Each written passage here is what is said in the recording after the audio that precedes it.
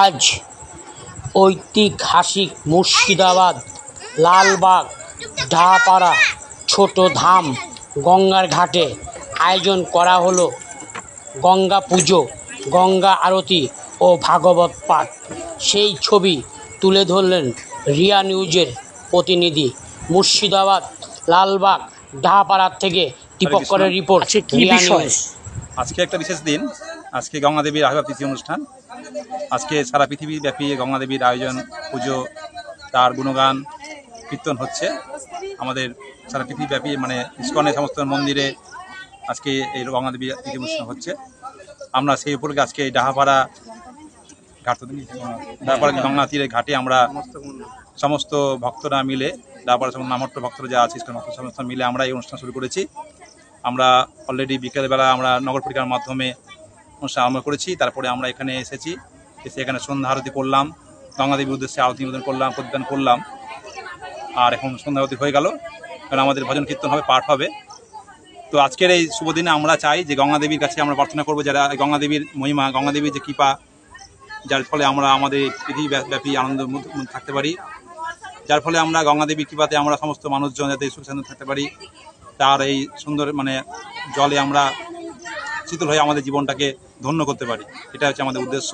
আমরা চাই সমস্ত মানুষকে গঙ্গা দেবীকে আহ্বান করুক, তার আশীর্বাদ আমরা পেয়ে নিই। আমাদের পৃথিবীতে যে চলছে, যে এত এত গরম সমস্যা চলছে, তার যে আবহাওয়া, তার সুন্দর হাওয়াতে আমাদের দেহ মন শীতল হয়ে যায়। হরে কৃষ্ণ। প্রভু, আপনার নাম? আমার বিচিত্র হরিদাস। Thank you. হরে কৃষ্ণ। সকল গরু ভক্তের বিন্দুর চরণ কমলে আমার সহস্রকোটি প্রণাম। তো আজকে বিশেষ দিন আমাদের গুরু ভাতা বিচিত্র হরিদাস প্রভু তিনি বললেন গঙ্গা মাতার সম্বন্ধে। তো আমি তেমন কিছু বলতে চাই না। তো আজকে গঙ্গা মাতার উদ্দেশ্যে আমরা আন্তর্জাতিক কৃষ্ণ ভাবনামিত সংঘ তথা ইস্কন পক্ষ থেকে আমরা এখানে এই জগৎবন্ধুর মন্দির বলছে, সেটা একটি ছোট মন্দির।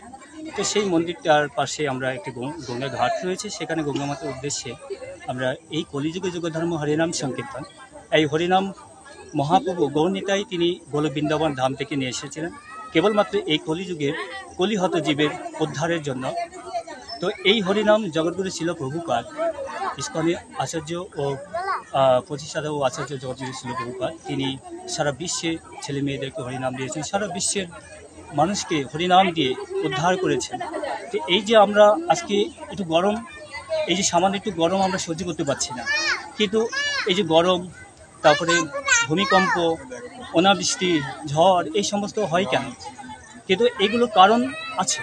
এই যে আমরা যে এই জগতে পতিত হয়ে নানা রকম দুঃখ কষ্ট যন্ত্রণা ভোগ করছি, কিন্তু এই সমস্ত কষ্টে কেন আমরা এত কষ্ট পাচ্ছি? জগৎগুরু শিল প্রভুপাদ বলছেন যে বর্তমান যুগে ছেলেমেয়েরা সকলেই শিক্ষিত, অনেক অনেক ডিগ্রি লাভ করছেন, কিন্তু তারা এতটাই মূর্খ যে তারা প্রতি মুহূর্তে কষ্ট পাচ্ছেন, কিন্তু সেই কষ্ট কেন পাচ্ছেন এই প্রশ্নটা তারা কখনোই করেন।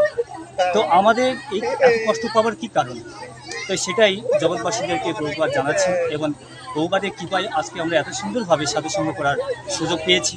হরিনাম কী, সাধুসঙ্গ কী, কে সাধু, কে গুরু, কে বৈষ্ণব, এই যে মহাপ্রভু, এই সনাতন ধর্ম, এই ধর্মটা কি আমরা খুব সুন্দরভাবে প্রভুপাদের কৃপায় আমরা জানতে পারছি। তো যাই হোক, আমরা প্রভুপাদের কৃপায় যেমন আমরা জানতে পেরেছি সনাতন ধর্মটাকে, আসল ধর্ম কী, এবং কেমন করে ভগবানের সেবা করতে হয়, এবং এই পাপময় দেহ থেকে আমরা ইহকাল পরকাল চিরকালের জন্য উদ্ধার লাভ করতে পারি।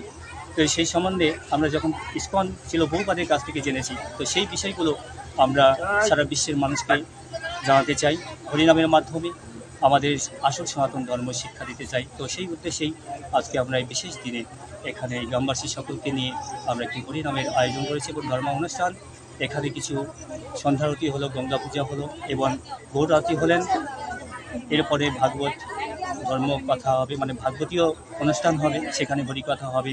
মহাপ্রভুর যে শিক্ষা, সেই শিক্ষা এখানে, সেই কিছু মহাপ্রভুর শিক্ষা এখানে তুলে ধরা হবে, এবং জীবকে শিক্ষা দেওয়া হবে যে কীভাবে আমরা এই কলিযুগত জীব হরিনামের মাধ্যমে ভগবানের কাছে ফিরে যেতে পারি। মনুষ্য জীবনের উদ্দেশ্য কী, এই বিষয়গুলো নিয়ে আমরা আজকে এখানে আলোচনা করব এবং সাধারণ লোক তারা জেনে তারা আগামীতে শ্রী চৈতন্য মহাপ্রভুর নির্দেশ ও আজ্ঞা পালন করে এই ভগবত এই মধ্যলোক থেকে যেন সারা জীবনের জন্য ইহকাল পরকাল চিরকালের জন্য যেন উদ্ধার লাভ করতে পারি, এই আশা আমরা রাখছি। এবং আপনারা যারা আছেন এই মুহূর্তে আমাদের সঙ্গে যুক্ত, আপনাদের সকলের কাছে আমি অনুরোধ করছি, আপনারা সকলেই হরিনাম করুন, ভগবানের সেবা করুন এবং মনুষ্য জীবন ধন্য করুন। হরে কৃষ্ণ।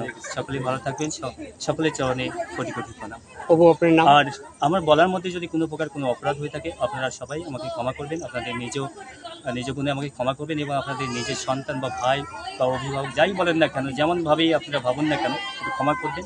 আমি ক্ষুদ্র জীব, আমার না আছে জ্ঞান, না আছে ভক্তি, না আছে কোনো কিছু। তো হরে কৃষ্ণ, সকলে ভালো থাকবেন। আমার নাম হচ্ছে শ্রী প্রসন্ন বলরাম দাস। Thank you. হরে কৃষ্ণ।